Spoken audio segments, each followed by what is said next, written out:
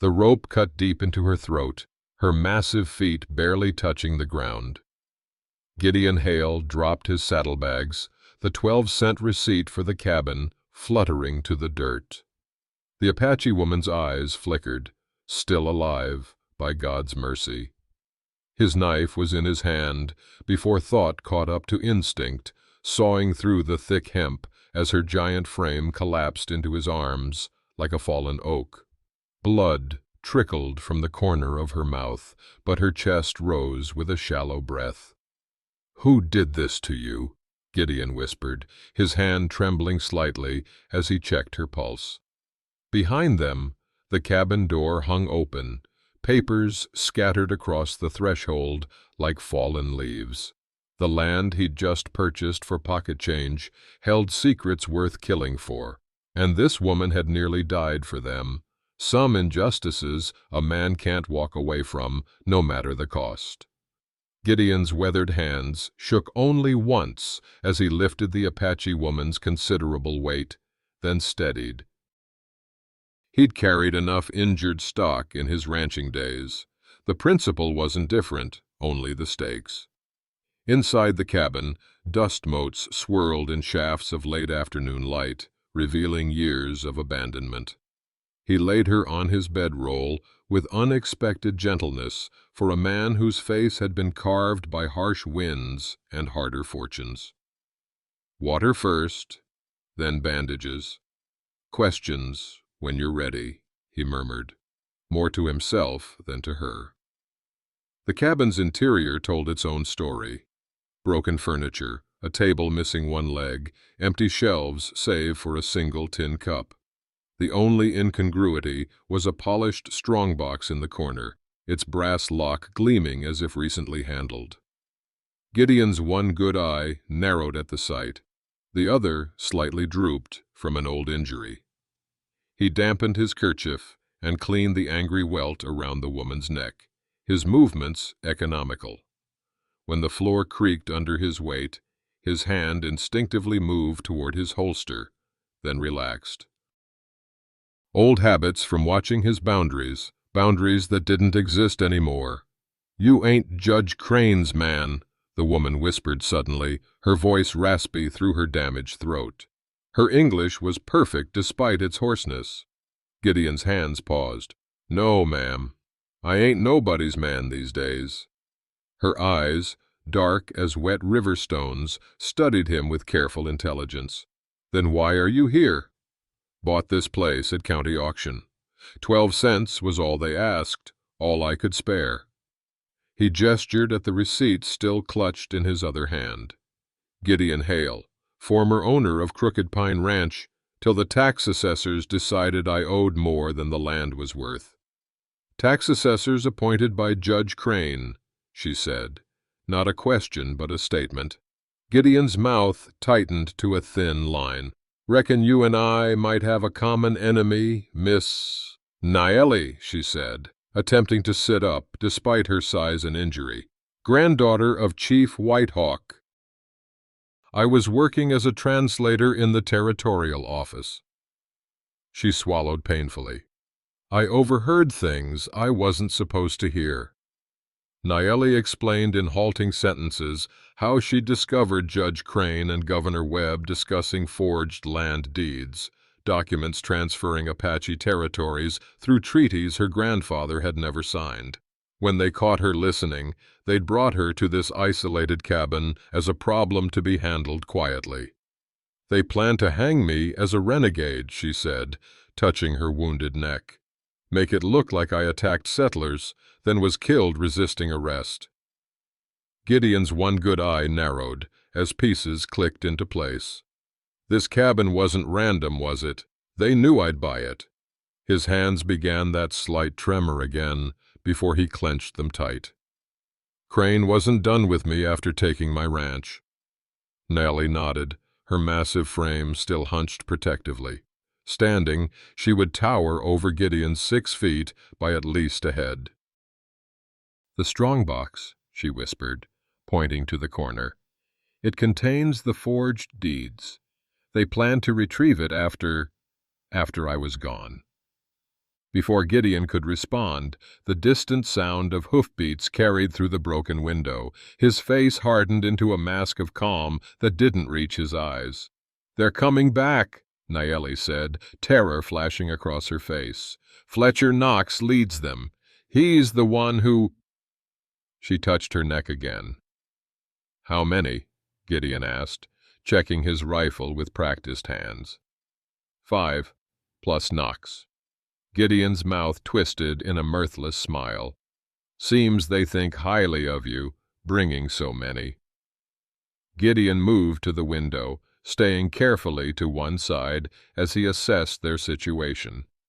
6 riders approached through the lengthening shadows, led by a man whose military posture marked him clearly as Knox. "Those deeds, they matter to your people?" Gideon asked, not taking his eye from the window. "They prove the treaties are forgeries." Eagle Mountain and the 3 valleys below, all still rightfully Apache land. Nayeli's voice strengthened with each word.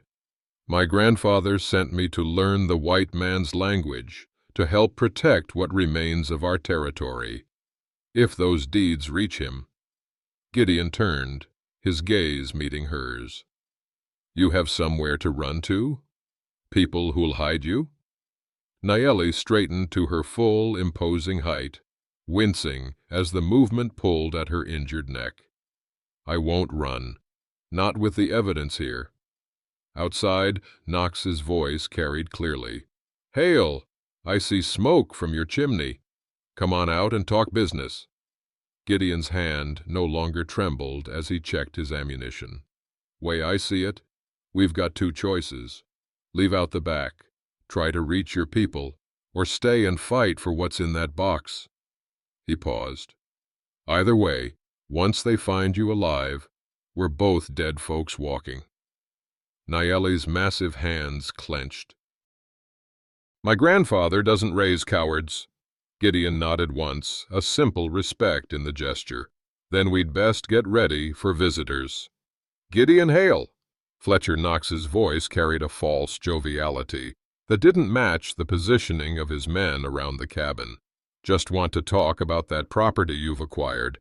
Seems there might have been an administrative error." Gideon positioned himself carefully beside the window, motioning for Nayeli to stay back. Through the gathering dusk, he could make out Knox's lean figure, a man who wore his gun like it was part of him, not an addition. "Mighty concerned about a 12-cent mistake," Gideon called back, keeping his tone casual despite the strategic assessment running behind his words. "Property office said it was all legal and proper." Knox laughed, the sound sharp as breaking glass. "Judge Crane sent me to clear things up. He's prepared to refund your purchase price. Quite generously, in fact, $20 for your trouble." Gideon caught Nayeli's eye, nodding toward the back of the cabin. She understood immediately, moving with surprising silence for her size to check their potential escape routes, her hunched posture gradually straightening as purpose replaced fear. "Appreciate the offer," Gideon replied, watching Knox's men spread out in a practiced pattern that spoke of militia training. "But I've taken a liking to the place. Good water, decent grazing. Think I'll stay." Knox's voice hardened. "Don't be foolish, Hale. We know about your troubles with the judge. This doesn't have to get ugly." While maintaining the conversation, Gideon systematically inventoried their resources. His rifle, revolver, 30-odd rounds, Nayeli's unexpected strength, the cabin's defensible points, and the strongbox they couldn't leave behind. His hands moved automatically, barricading the door with the broken table.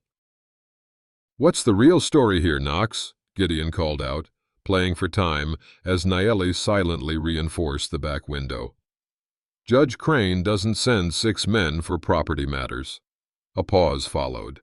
Then Knox's voice dropped its pretense. "You've got something that belongs to the territory, and possibly a dangerous Apache renegade harbored in there. The judge is authorized to use whatever force necessary to recover territorial property. Naomi returned to Gideon's side, her eyes flashing with controlled anger. "He knows I'm alive," she whispered. As darkness settled completely, Knox withdrew his men to a perimeter just beyond rifle range. The occasional flare of a cigarette marked their positions around the cabin. In the small structure's cramped interior, Gideon and Naomi took stock of their situation by the dim light of a single candle. The strongbox sat between them, its lock still secure. "You know how to use a gun?" Gideon asked, offering his revolver. Naomi shook her head. "My grandfather believes weapons of the white man bring white man's troubles. I was sent to learn words, not violence." Her massive hands curled and uncurled in frustration. "Though at times like this, I wish I had learned both." Gideon nodded, returning the revolver to his belt. "Your size, that's strength we can use. You're what, 7 feet tall?" She stiffened, her face shuddering. 6'10", a giant even among my people. A curiosity to be stared at. The bitterness in her voice spoke of a lifetime of unwanted attention. "Right now, I'd call it an advantage," Gideon said matter-of-factly. "You can reach higher, lift more, see farther." He glanced at the barricaded windows. "And I reckon anyone coming through that door might hesitate at the sight of you, giving me an extra second to aim." A ghost of a smile touched her lips. "You're the first white man who didn't either gawk or look away." "When you've buried a wife and lost a ranch," Gideon replied quietly, checking his rifle again, "you learn what matters and what don't. Your height ain't neither good nor bad. It just is." The simplicity of his acceptance seemed to shift something in Naomi. She straightened to her full height, no longer trying to diminish her presence. "The strongbox. I've seen the territorial clerk open similar ones. There's a trick to it." She knelt before it, her large fingers surprisingly deft as they explored the lock. "If we could open it, get the deeds." Gideon shook his head. "Even with proof, where would we take it? Marshall's in Crane's pocket. Governor's part of the scheme." "There's a federal inspector," Naomi said, concentrating on the lock. "Thomas Paine. He questioned some of the land transfers, which is why I was listening more carefully that day. He doesn't trust Judge Crane." "Paine," Gideon repeated, the name settling like a stone in still water. "Good man?" "I believe so," Naomi said. "He treats the Apache translators with respect, listens when others talk over us." A shot cracked through the night, splintering the window frame inches from Gideon's head. "That's your final warning, Hale," Knox shouted. "Come out by dawn, or we come in." The night deepened around the cabin. Gideon and Naomi took turns watching, sharing Gideon's meager provisions, jerky tough enough to challenge even strong teeth, and coffee boiled to tar-like consistency. "Your grandfather," Gideon said during a quiet moment. "Tell me about him." Naomi's face softened in the candlelight. "Chief Whitehawk has led our people for 30 winters. He remembers the time before borders, when Apache moved freely with the seasons." Her voice took on a rhythmic quality, as if reciting remembered wisdom. "He taught me that land isn't something you own. It's something that owns you, holds your bones when you return to it." "Sounds like a man I'd respect," Gideon said, checking the window again. "My father had similar notions, said a man's word and the soil he tends are all that follow him to judgment." As they talked, Naomi continued working on the strongbox lock, her large fingers moving with surprising delicacy. A click suddenly punctuated the conversation. "It's open," she whispered, triumph in her voice. The lid creaked as she raised it, revealing dozens of official-looking documents bearing the territorial seal. Gideon lifted one carefully, holding it to the candlelight.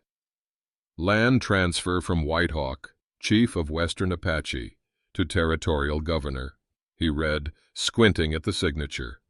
This your grandfather's mark? Nayeli shook her head vehemently. He never signed this. And the date? He was at Canyon Creek that entire month, too far to travel to the territorial office. Gideon examined several more documents, his expression darkening. There's more here than Apache land. Homesteaders' claims, mining rights. His voice caught. My ranch deed, date changed, signature forged. For a moment, vindication flared between them, proof of the systematic theft they'd both suffered.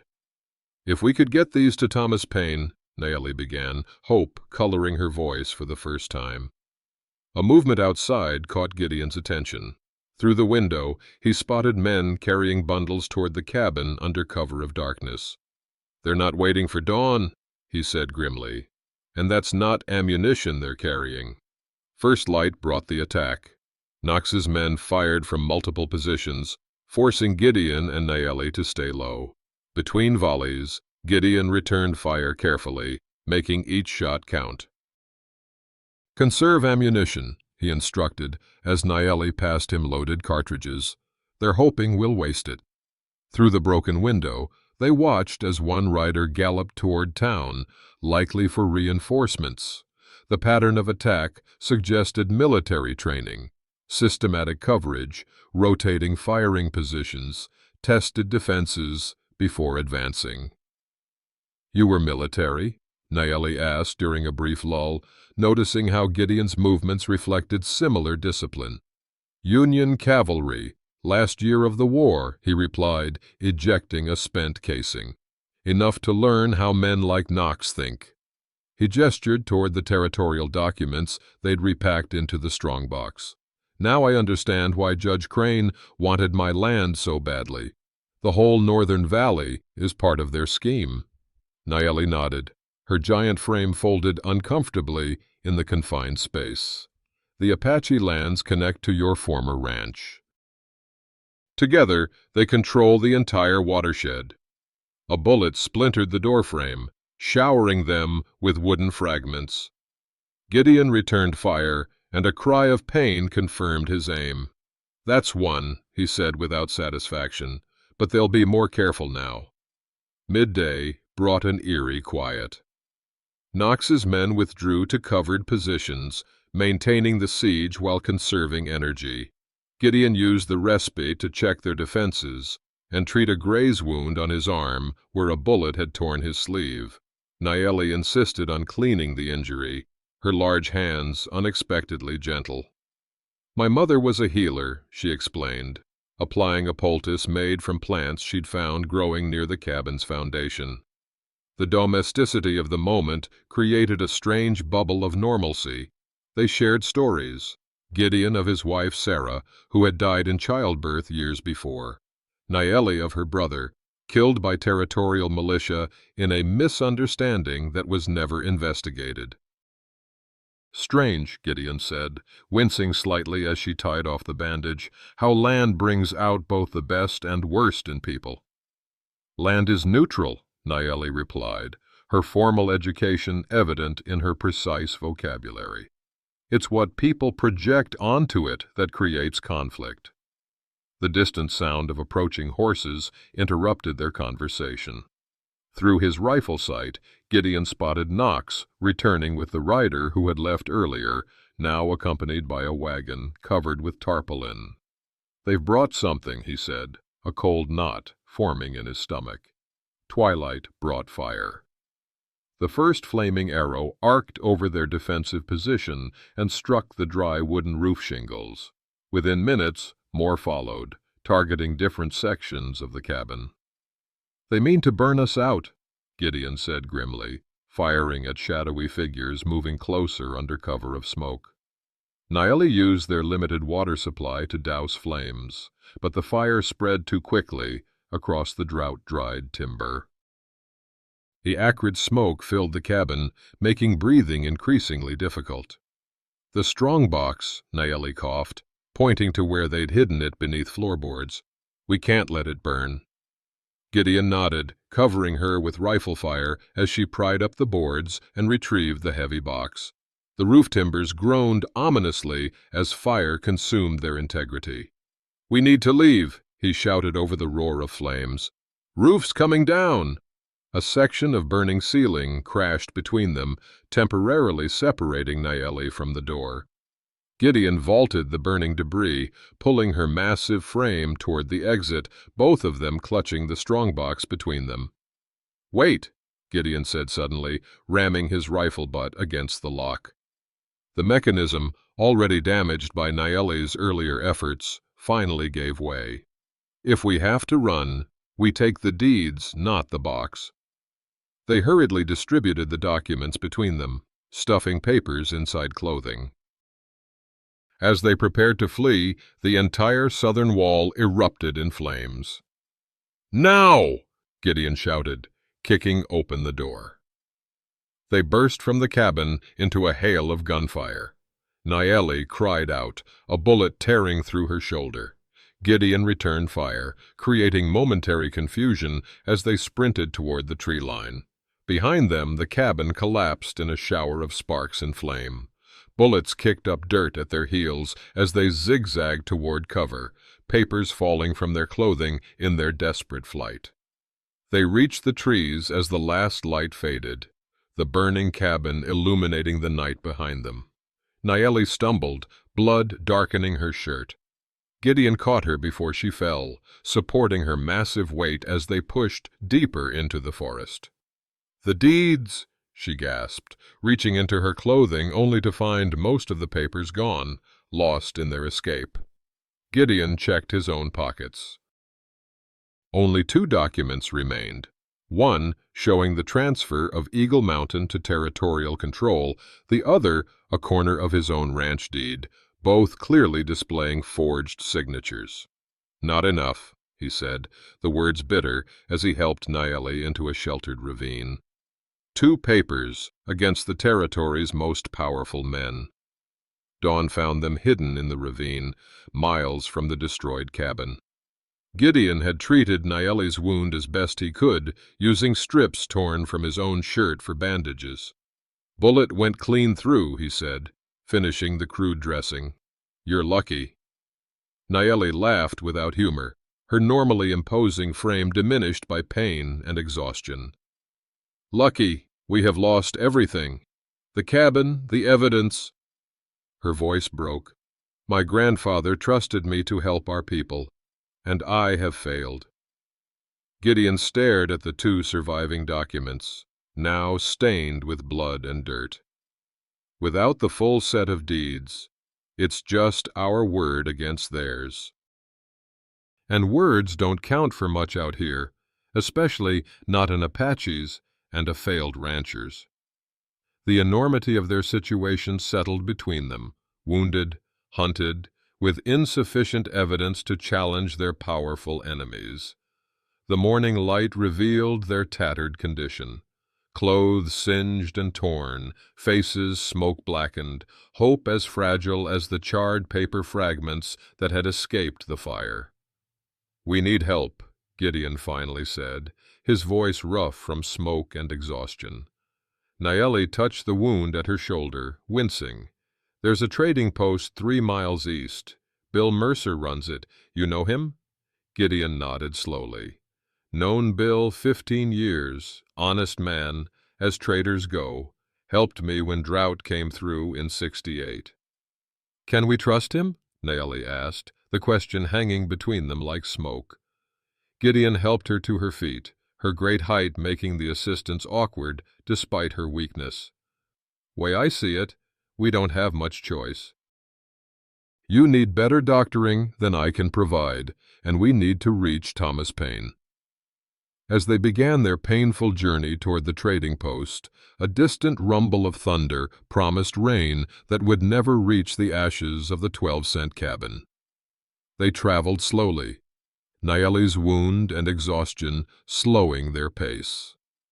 To distract her from the pain, Gideon asked about Apache medicine, listening carefully as she described treatments using native plants. "That bush there," she said, pointing with her uninjured arm, "the bark makes a tea that fights fever." Gideon harvested some as she directed, brewing it over a tiny, smokeless fire. As she drank the bitter liquid, color gradually returned to her face. "You're a quick study," she observed. "Ranch life teaches you to use what's available," he replied, scanning their back trail for pursuers. "And to respect those who know more than you do." By midday, they approached Mercer's trading post, a sturdy log structure where settlers and occasionally Apache traded goods. Smoke rose from the chimney, and 2 horses stood hitched outside. "Wait here," Gideon instructed, helping Naeli into concealment behind a stand of juniper. "Let me make sure it's safe." He approached openly, his hand near but not on his gun.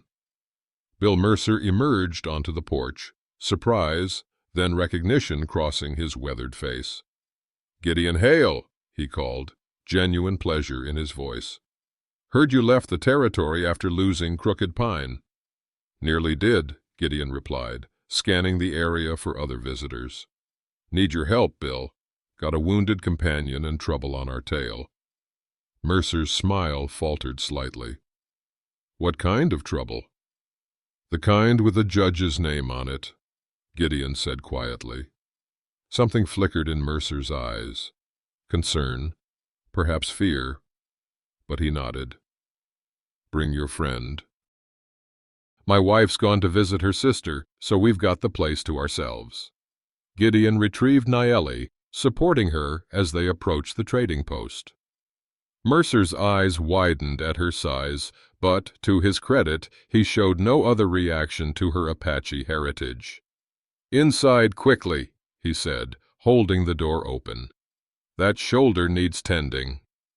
Inside, Mercer proved an efficient host, providing clean bandages and a bottle of whiskey for both disinfectant and pain relief.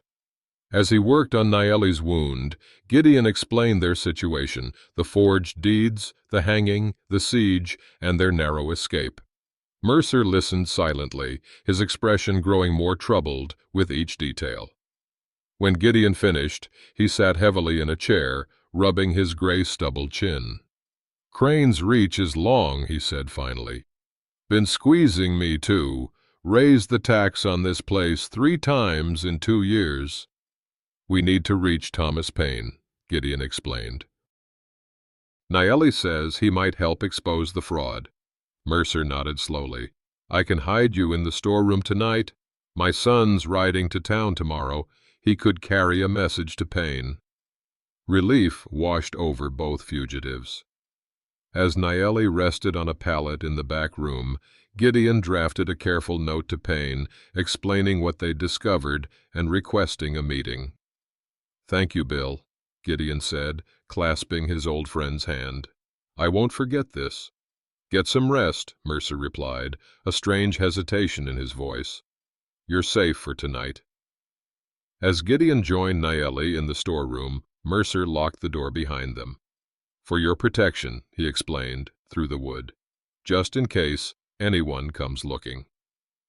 Exhaustion overtook them both, and they fell into uneasy sleep, unaware of Mercer's son slipping out the front door, riding not toward town, but to the nearest territorial patrol station. Gideon awoke to urgent whispers from the main room. Pressing his ear to the door, he caught fragments of conversation that turned his blood cold. "Had no choice. Judge Crane owns the note on this place. Reward for both of them. Just doing my civic duty, deputy." Gideon retreated from the door, shaking Naeli awake. "We've been betrayed," he whispered, his voice tight with disbelief. "Mercer's turned us in." Before they could act, the storeroom door burst open. 4 territorial deputies stood with guns drawn, Mercer visible behind them, his eyes fixed on the floor. "Gideon Hale, you're under arrest for theft of territorial property and harboring a renegade, announced the lead deputy, a hard-faced man with a star on his chest. "The Apache comes too." "Bill," Gideon said, the single syllable heavy with betrayal. "We've known each other 15 years. Mercer wouldn't meet his eyes. "I'm sorry, Gideon. They said you stole government property, that she killed settlers." "There's a reward." His voice trailed off, shame finally silencing him. "And your debts to Judge Crane," Gideon finished for him, understanding flooding through him. "He owns everyone, one way or another." The deputies separated them immediately. Gideon was cuffed and placed in a small holding cell attached to the trading post, a feature he hadn't known existed. Through the thin walls, he heard Naeli being interrogated in the main room. The sounds turned his stomach. Though she said nothing, her occasional gasps of pain told their own story. When she finally fell silent, Gideon feared the worst until a deputy passed his cell, muttering, "Giant squaw's tough. I'll give her that." As night fell, Gideon overheard the deputy's conversation from the next room.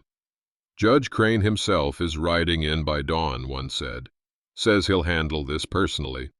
"What's that mean exactly?" asked another, younger voice. "Means both of them have unfortunate accidents while trying to escape," came the cold reply. "Understand?" Silence followed. Then, "Seems harsh for stealing some papers." "Orders are orders. Judge Crane built this territory. Men like him make the hard decisions ordinary folks can't stomach." Slumped against the wall of his cell, Gideon confronted the full reality of their situation.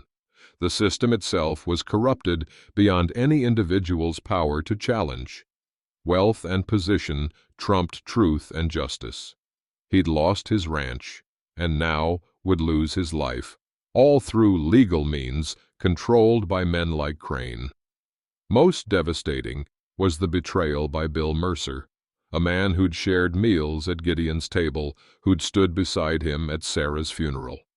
If 15 years of friendship meant nothing against Crane's influence, what hope was there for any justice?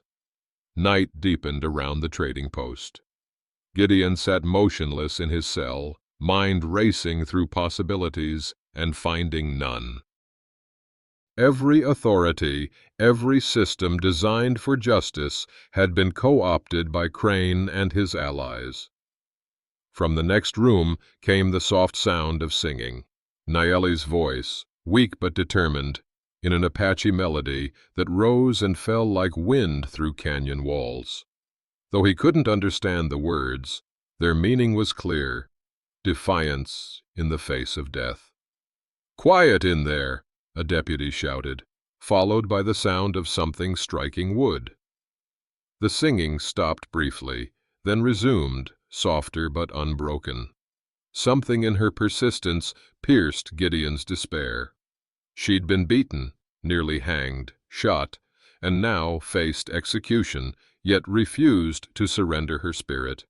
He thought of his father's words from long ago. "A man stands up, that's all."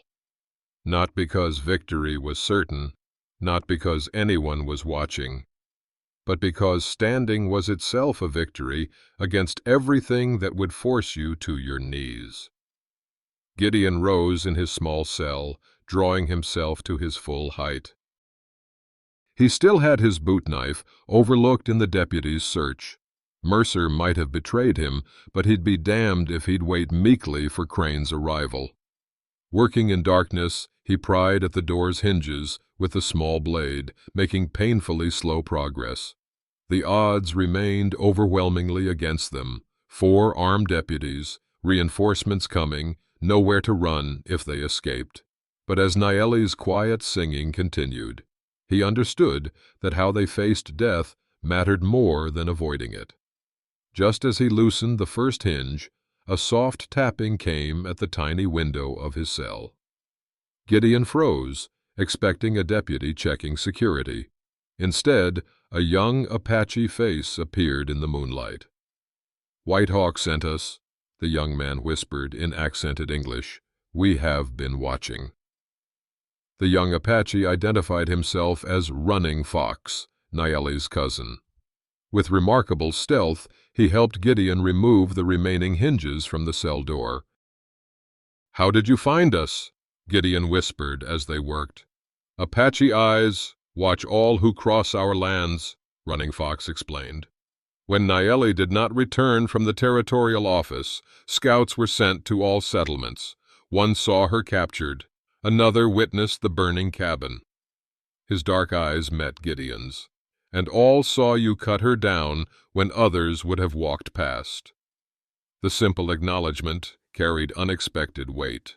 Gideon had acted on instinct without calculation or expectation of reward. That this instinctive decency had been observed and valued humbled him. "There are 4 armed deputies," Gideon warned as the door finally came loose. "And Nayeli is injured." Running Fox smiled slightly. "We are 7. The white men sleep heavily, trusting their walls."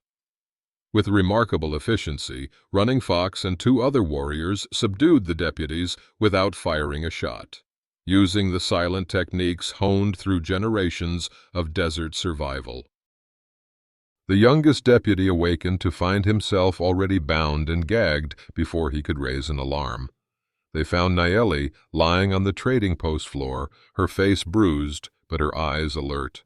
Despite her injuries, she embraced Running Fox with her good arm, speaking rapidly in Apache.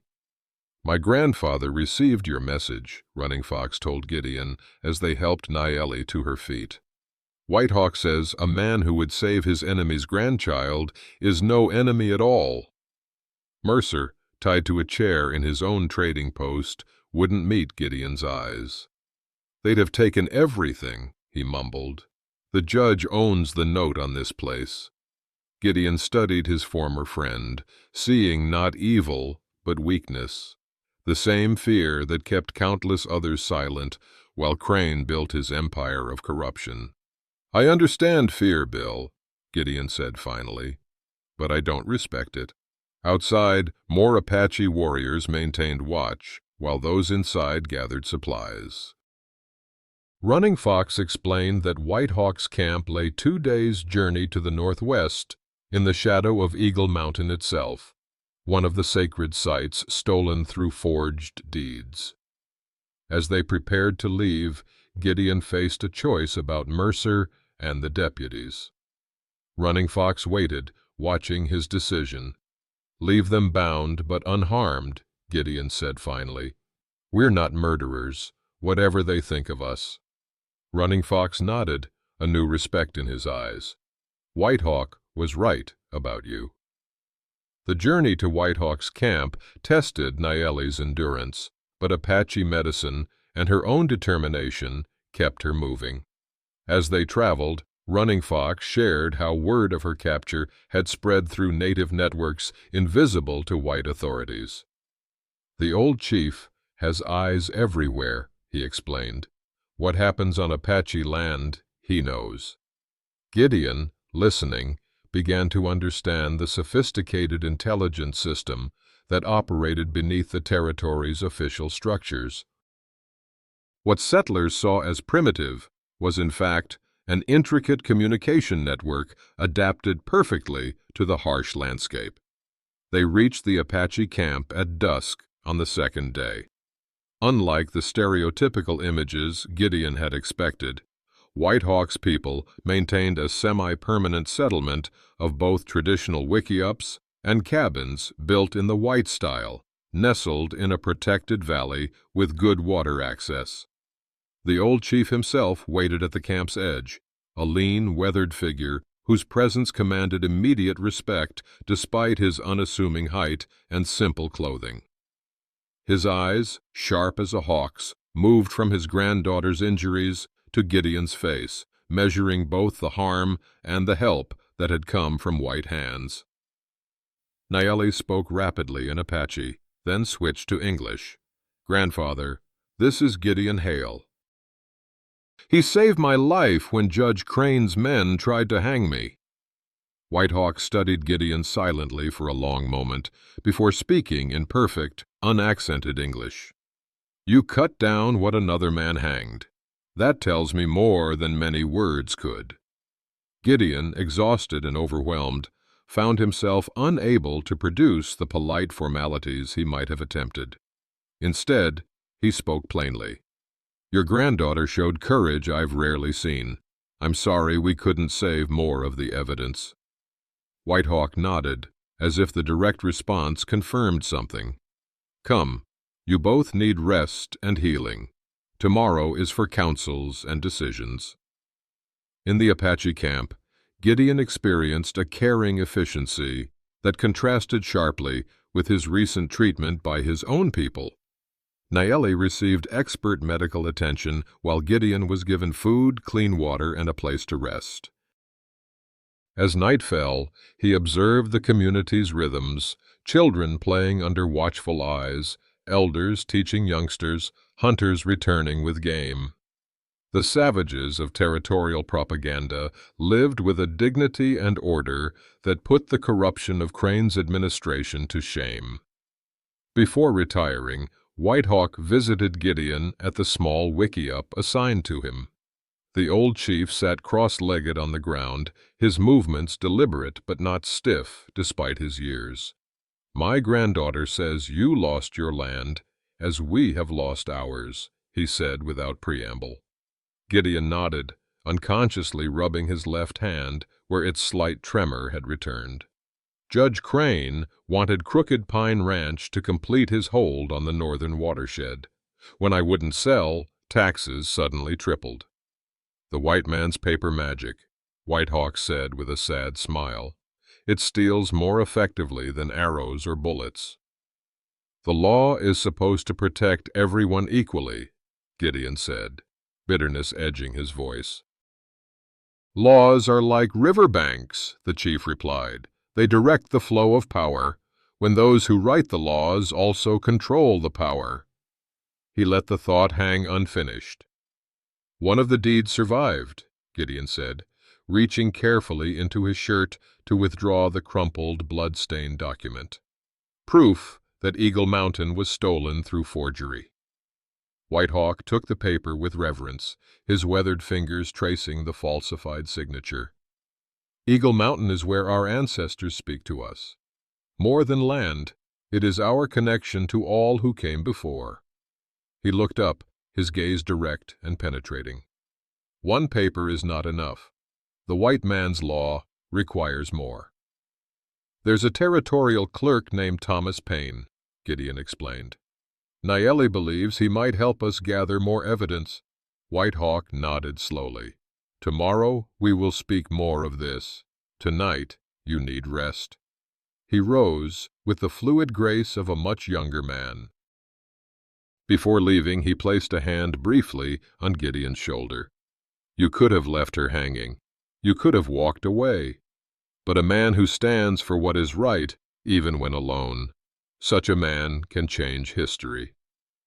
The simple touch and profound words affected Gideon more deeply than any elaborate thanks. In this place where he should have felt most alien, he experienced a recognition of his essential worth that transcended cultural barriers. Morning brought a council gathering. White Hawk sat with his advisors, including several elders and younger warriors.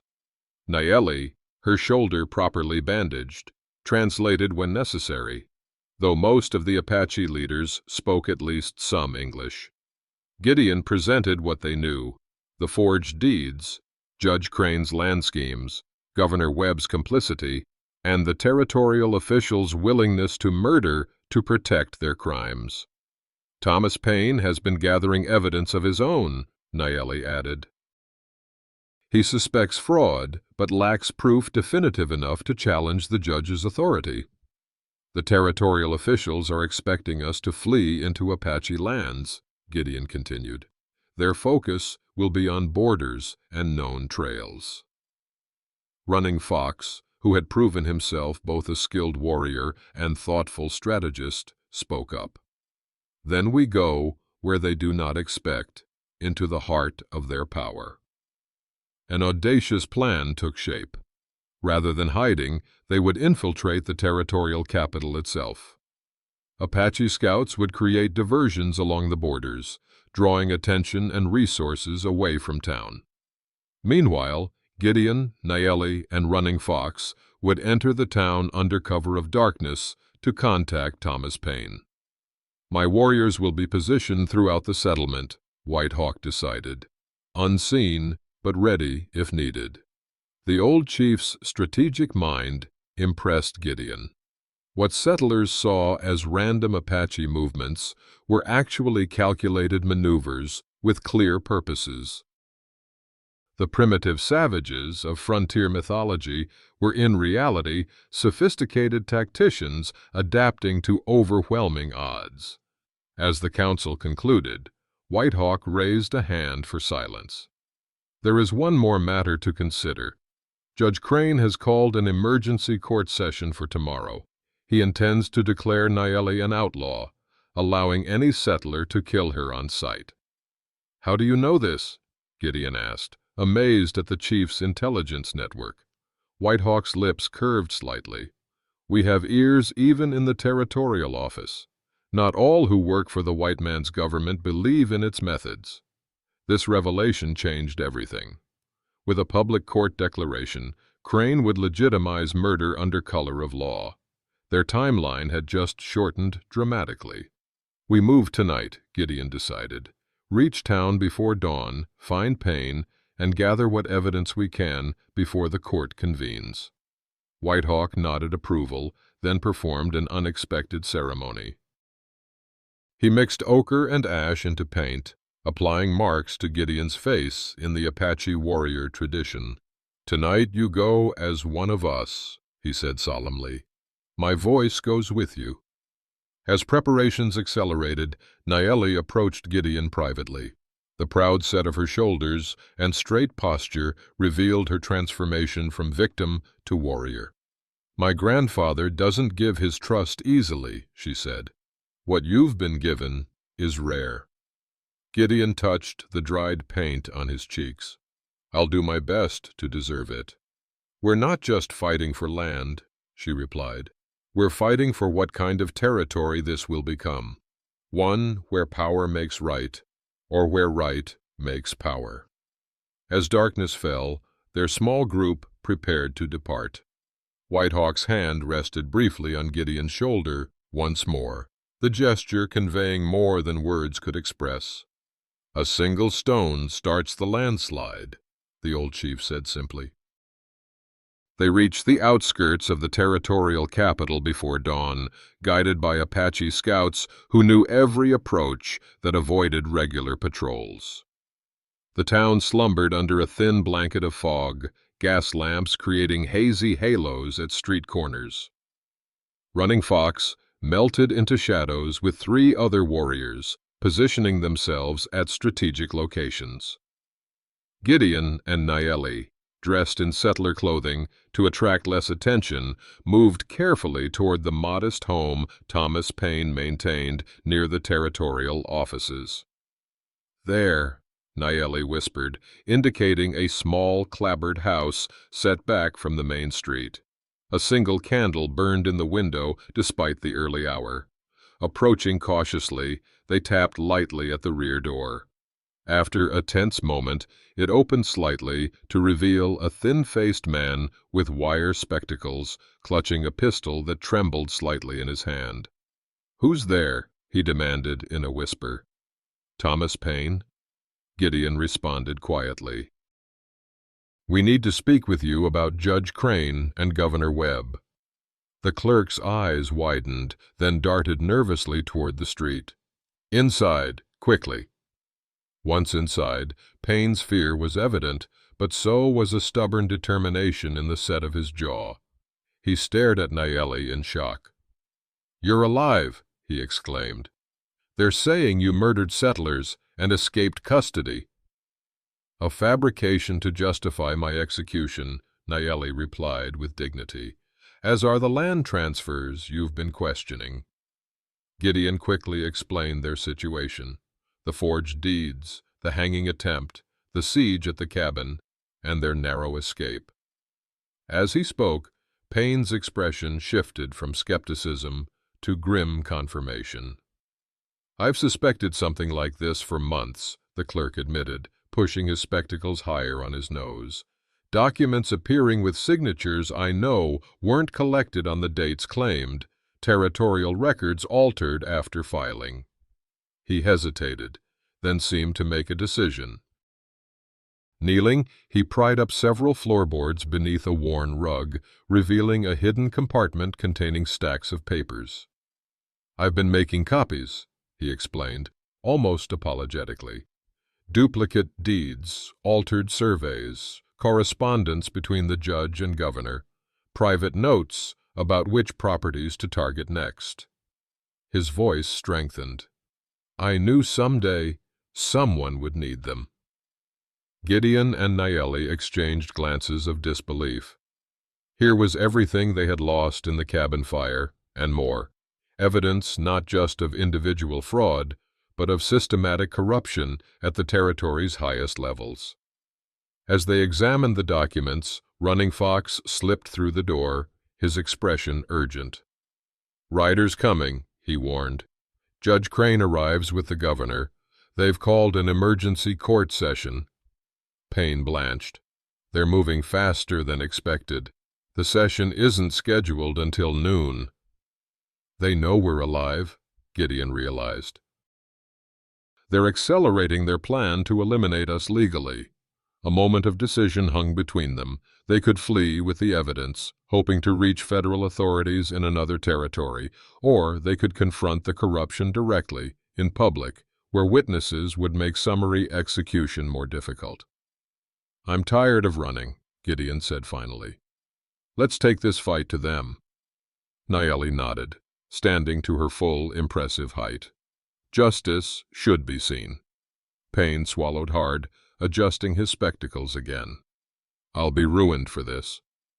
"You've been preparing for this moment for months," Gideon observed. "Some things are worth being ruined for." The clerk squared his shoulders. "I'll organize these documents properly.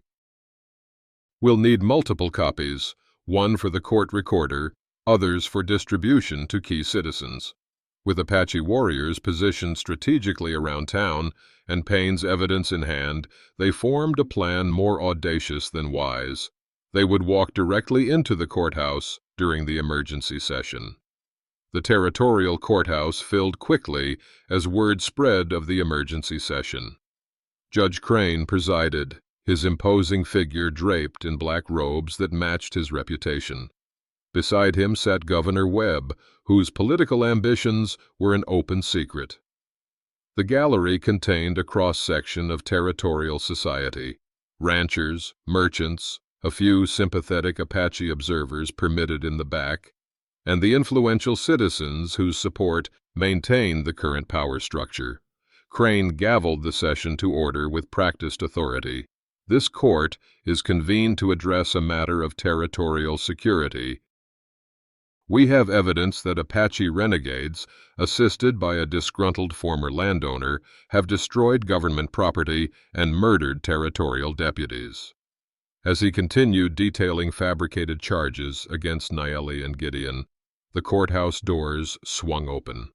A collective gasp rose as Nayeli entered, her towering frame instantly recognizable, with Gideon and Thomas Payne flanking her. Behind them, almost imperceptibly, Apache observers straightened, revealing themselves as warriors positioned throughout the gallery. Judge Crane's voice faltered mid-sentence.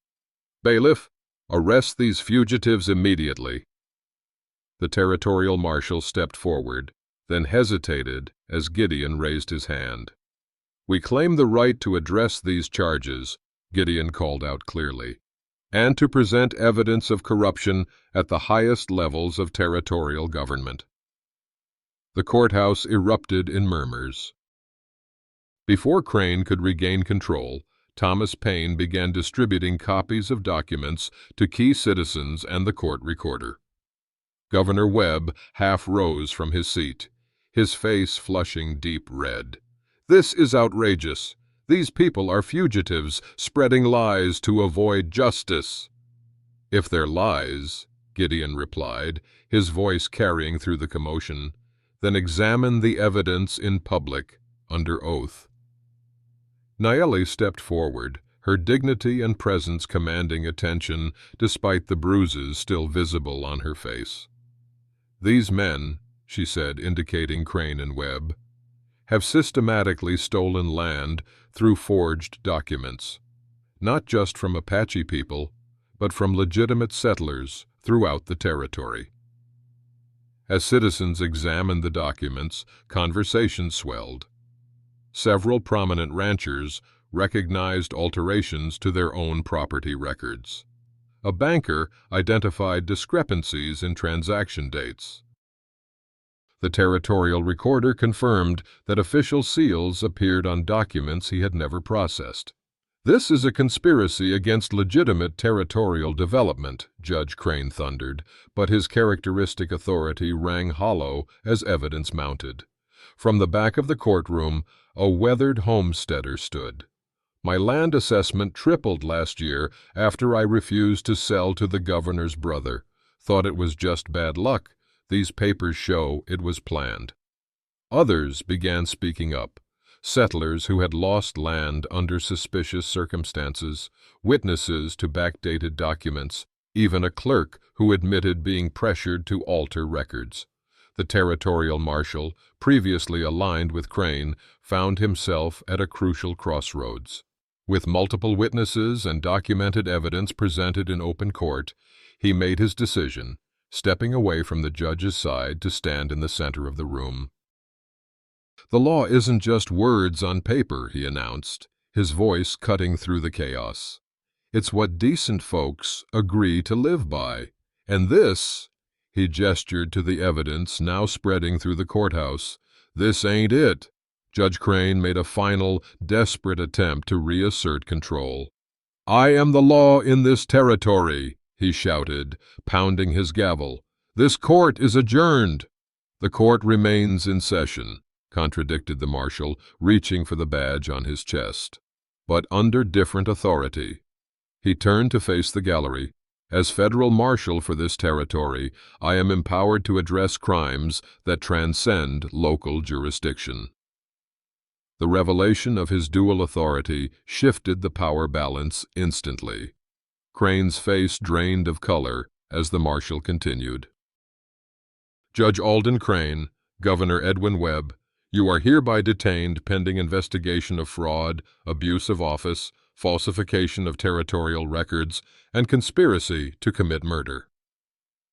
Webb lunged for the side door, only to find it blocked by Running Fox, whose slight smile suggested he had anticipated the attempt. Crane remained frozen on the bench, disbelief etched in his features as his carefully constructed empire collapsed around him. As deputies led the officials away, the crowd's reaction transformed from shock to a tentative sense of justice being served. The marshal approached Gideon, Nayeli, and Payne. "This territory belongs to all who live here," he said quietly. Someone needed to remember that. Gideon watched Crane's departure, finding no satisfaction in the man's humiliation, only relief that a system of injustice had been interrupted. Beside him, Nayeli stood tall and unashamed, her presence no longer something to minimize, but a strength recognized by all who witnessed her courage. Thomas Paine adjusted his spectacles, looking simultaneously terrified and triumphant. "What happens now?" he asked. "Now," the marshal replied, "we begin the long process of determining which deeds are legitimate and which were falsified. It won't be quick or easy." As they left the courthouse, Gideon noticed Apache warriors quietly withdrawing, their mission accomplished without a single shot fired. Among the dispersing crowd, he caught sight of White Hawk himself, observing from horseback at the edge of town, his presence both a statement and a question about what would follow.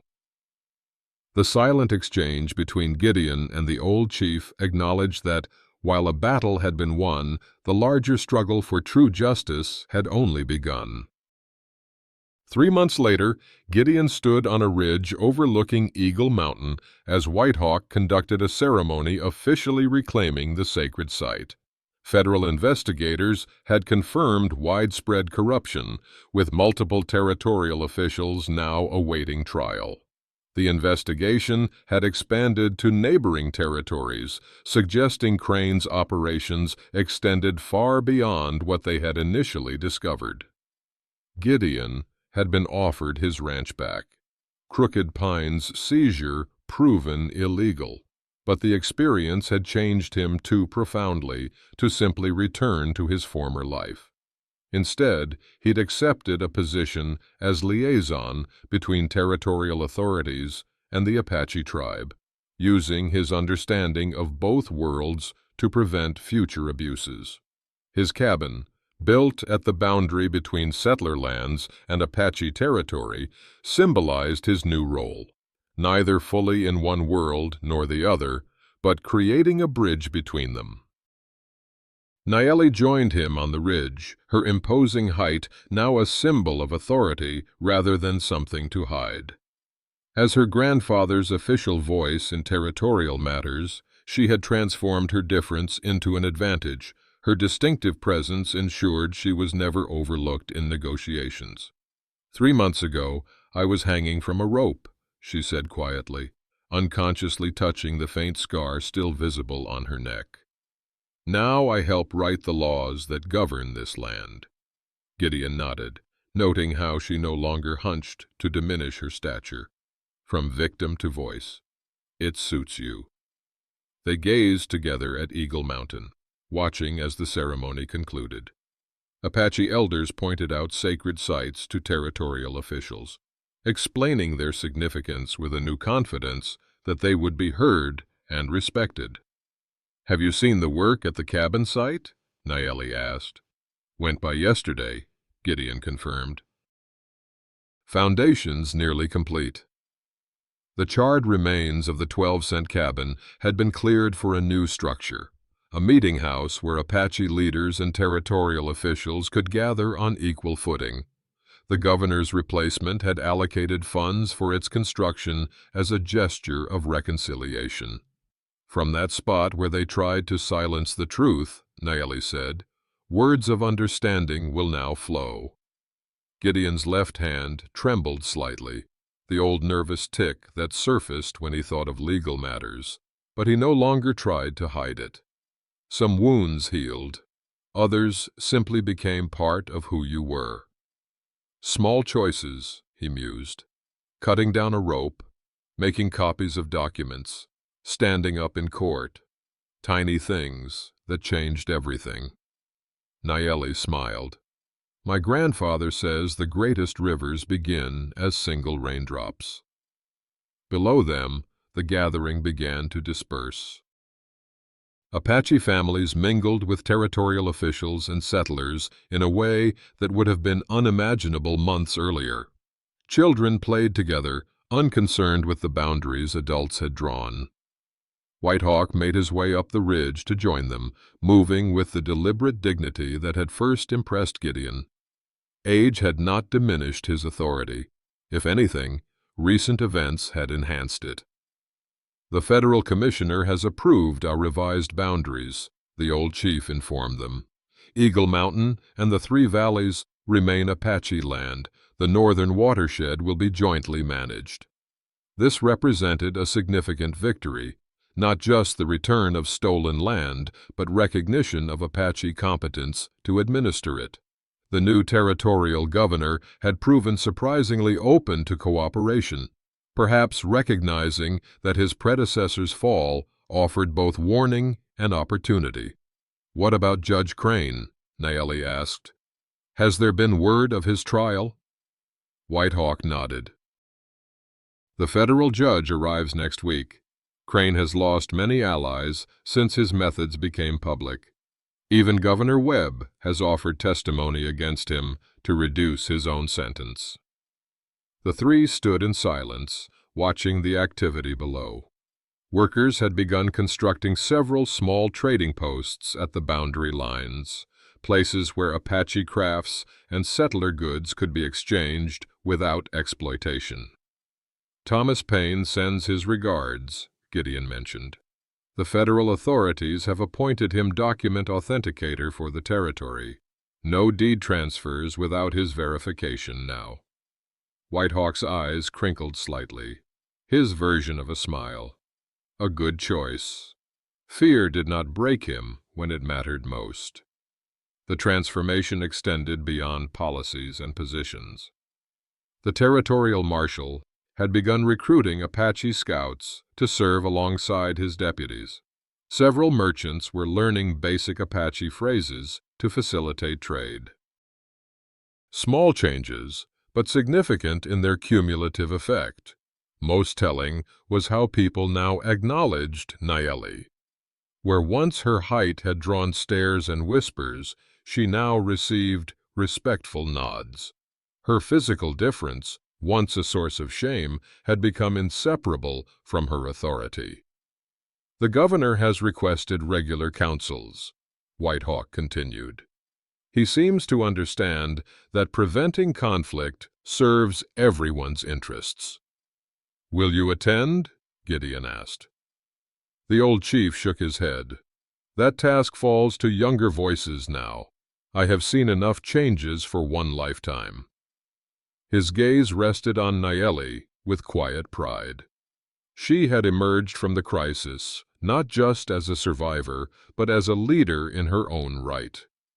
As they descended the ridge, Whitehawk moved ahead to speak with the ceremonial elders, leaving Gideon and Nayeli walking side by side. "Your tremor is less noticeable," Nayeli observed, gesturing to his hand. Gideon flexed his fingers. "Comes and goes. Worse when I think about the courthouse or legal matters. Better when I'm working with my hands." "Scars remind us where we've been," she replied, touching her neck briefly. "They don't dictate where we're going." At the base of Eagle Mountain, they paused to observe the activity around them. Apache families harvested traditional medicines while explaining their properties to interested settlers. Children explored tide pools along the mountain's base, their laughter transcending cultural differences. "Did you ever imagine this?" Nayeli asked quietly. "When you found me hanging?" Gideon shook his head. "Was just trying to do the right thing in that moment. Didn't think beyond cutting you down." Sometimes that's enough. Doing the right thing directly in front of you, without calculating consequences. Whitehawk rejoined them, observing the scene with quiet satisfaction. He placed his weathered hands on both their shoulders, the gesture encompassing all they had accomplished together. "What was meant for evil has become good," the old chief said simply.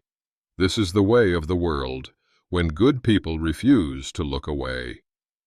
As the sun began its descent behind Eagle Mountain, the shadows stretched eastward, not as barriers between worlds, but as connections between past and future. Some say justice is blind, but I've found it has eyes that see clear to a man's heart.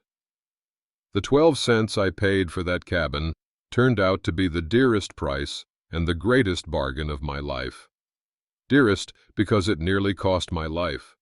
Greatest because it showed me what living was for. We all stand at crossroads where doing right comes with a cost. Might be easier to look away, to tell ourselves that big wrongs are for big people to fix. But the truth I learned at the end of that rope is that justice begins with one person refusing to accept what ain't right. Nayeli taught me that strength isn't always in the size of your fists, but in the steadiness of your principles. The Apache showed me that dignity doesn't depend on what others grant you, it's what you claim through your actions. That cabin, bought for pocket change, revealed something priceless. One person standing up makes it easier for others to find their courage. A single truthful voice can break through years of well-crafted lies. I don't know what crossroads you're standing at today, friend. Maybe someone's hanging on a rope in front of you. Maybe some truth is scattered at your feet, like those deeds were at mine. Whatever it is, remember that history turns on the small choices of ordinary folks who refuse to look away. Sometimes the road to justice starts with noticing what others walk past. The most important choices rarely announce themselves as turning points. There's something about standing your ground that calls others to stand with you. Justice costs more than 12 cents. Sometimes it costs everything. But in the ledger book of a life well lived, it's always worth the price.